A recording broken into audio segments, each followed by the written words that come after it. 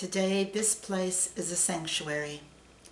A sanctuary is a haven, a sacred place, a place of safety.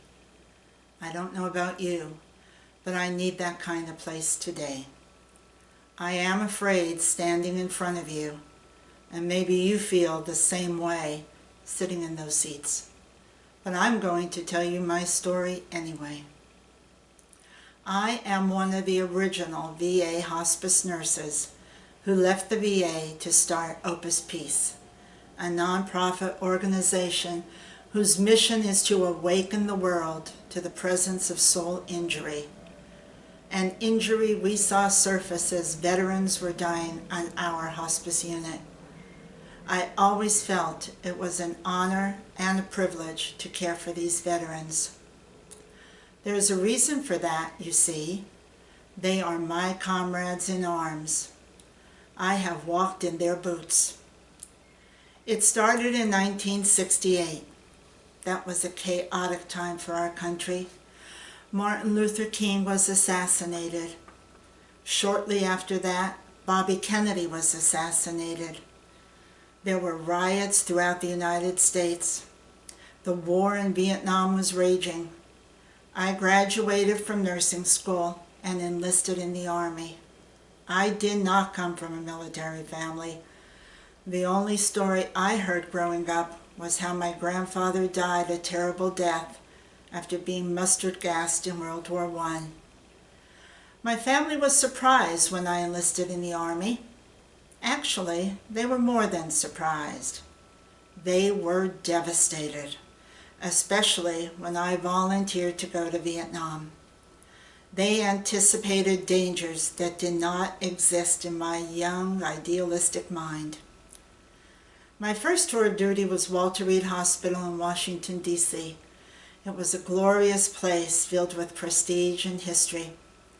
President Eisenhower was dying in the VIP section, so there was a constant barrage of politicians. These politicians saw one thing, but I saw another.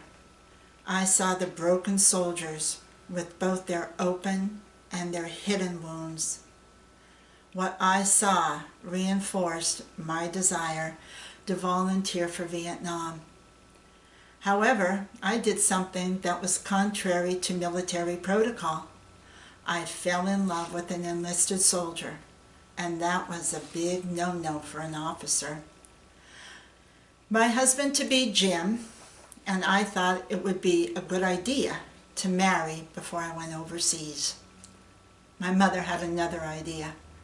She came close to Jim, shaking her finger at him, saying, "If something happens to Marie, she is my responsibility and not yours." I thought to myself, what's my mother talking about? What in the world could happen to me? But we heeded her warning and did not marry until I returned home. I left for Vietnam on the Flying Tiger airline at 1 minute after midnight with only one other female on board. I was stationed at the 45th Surgical Hospital, Must. It's a MASH type hospital, but we only took life or limb-saving soldiers. Most of them came to us without seeing a combat medic. We were stationed a few clicks from Nguyen Ba Dinh, the Black Virgin Mountain, and it was near the Cambodian border. Nguyen Ba Dinh was a vast network of underground tunnels enabling the ravages of war to continue with enormous supplies of men, food, and weapons. With the incursion into Cambodia, our casualties rose to over 1,000 patients. The wounded were no longer brought to us by medevac chopper, but by much larger planes capable of carrying more dying soldiers to me. There were days when stretchers were on every piece of open ground. Since we only took life or limb saving, these wounded were all priorities. There were only 20 beds, so you can only imagine the utter misery and turmoil inflicted on the doctors and nurses by deciding who was treated as a priority. These decisions still haunt me to this day. How do I live with triaging soldiers who were all priorities? How do I cope with treating a Viet Cong patient on the stretcher next to an American GI? Unforgiven guilt is no stranger to me. Living conditions only grew worse. The females were required to sleep in a bunker 10 feet underground. We were never allowed to go anywhere unless accompanied by an armed guard.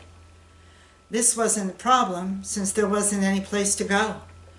I can tell you that using a flush toilet when I went on R&R was a real treat. I got used to the outhouses, but I never got used to the triggers, which set me off. To this day, I still have a bewitching hour many nights around 2 a.m.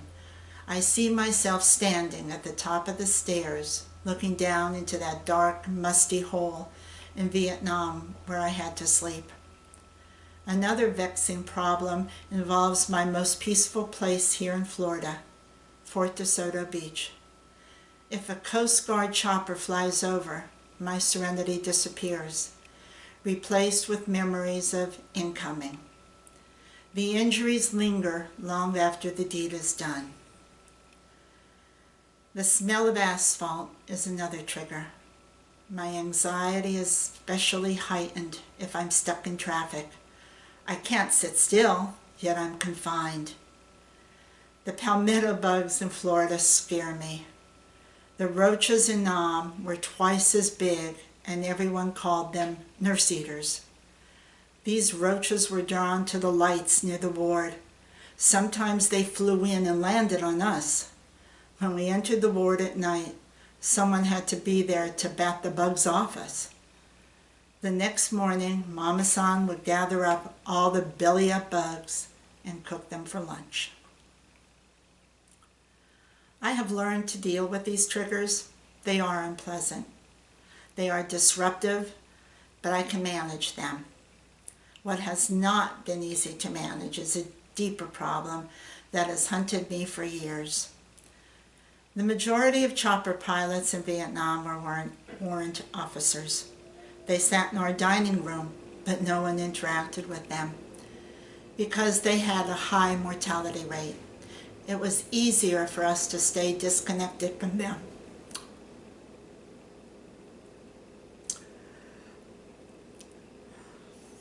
So we didn't have to grieve their loss when they died.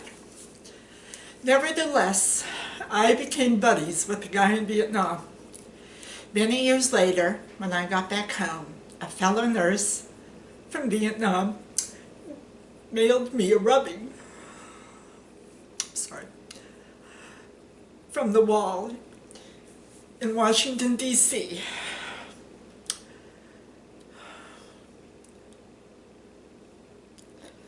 Attached to the rubbing was a note that read, "I know this was a good friend of yours. So when I was in D.C., I got this rubbing of his name for you." When I received that note in the mail, I kept looking at that name. I turned the rubbing over and over again.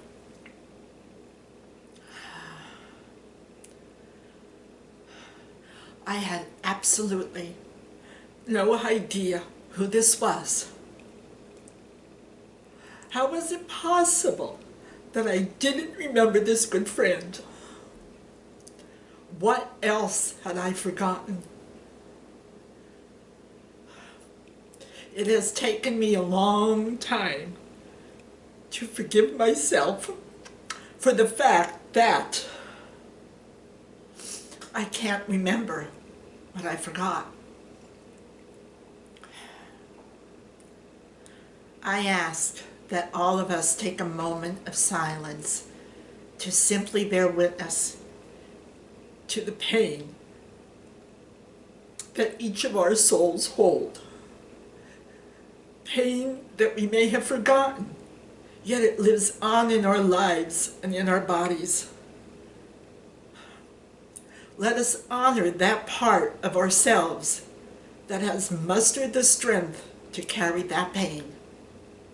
Let us honor this part of ourselves and validate the load this part of self is carrying.